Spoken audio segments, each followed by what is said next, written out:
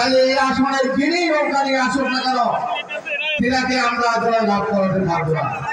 আমি জানি না নৌকা তিনি পাবেন, উপরে আলা যার উপর নির্ধারিত করবে তিনি নৌকা পাবেন, আর জননেত্রী শেখ হাসিনা জানেন। আমি এই আসলে এখন পর্যন্ত শেখ হাসিনার জনপ্রতিনিধি হিসাবে আমার দায়িত্ব নৌকাকে জয় লাভ করার জন্য মানুষের মাঝে জনগণের কাছে জননেত্রী শেখ হাসিনার উন্নয়নমূলক কর্মকাণ্ডগুলো আপনাদের সামনে তুলে ধরা, যেন যিনি নৌকা নিয়ে আসবেন তার পক্ষে আপনারা ঐক্যবদ্ধভাবে কাজ করে নৌকাকে জয়যুক্ত করাতে পারেন। শ্রমিক ভাইরা, আমি আপনাদের বর্ধিত সময় বলেছিলাম যে আমিও কিন্তু একজন শ্রমিক। আমি যখন পড়ালেখা করার জন্য আমি আমেরিকাতে গিয়েছিলাম, আমি সেখানে পার্ট টাইম সেলসম্যানের চাকরি করেছি।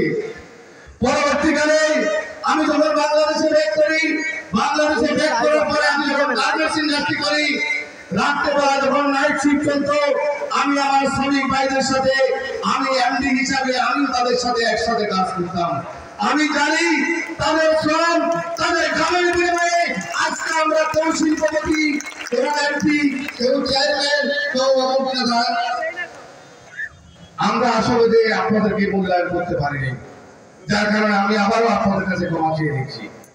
আমি শুধু আপনাদেরকে কৃতজ্ঞতা প্রকাশ করে এইটুকু বলবো, আজকে যারা এখানে উপস্থিত হয়েছেন আপনারা কিন্তু সবাই নেতা।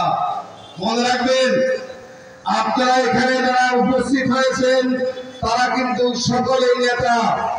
তারা কেউ আওয়ামী লীগের সভাপতি, কেউ ওয়ার্ড কমিটির সদস্য, সহসভাপতি, সহসাধারণ সম্পাদক, কেউ ইউনিয়ন শ্রমিক লীগের সভাপতি, সাধারণ সম্পাদক, কেউ ইউনিয়ন কমিটির সদস্য, কেউ পৌর কমিটির সভাপতি, সাধারণ সম্পাদক, কেউ পৌর কমিটির সদস্য, কেউ থানা শ্রমিক লীগের সভাপতি, সাধারণ সম্পাদক, থানা শ্রমিক লীগের সদস্য যারা আছেন, আপনাদের ঐক্যবদ্ধ প্রচেষ্টার কারণে আজকে আমাদের এই প্রোগ্রাম সফল হয়েছে।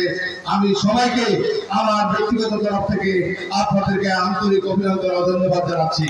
পাশাপাশি এই প্রোগ্রামকে সফল করার জন্য অনেকেই কাজ করেছেন, তাদেরকেও আমি আমার ব্যক্তিগত তরফ থেকে আপনাদেরকে ধন্যবাদ জানাচ্ছি।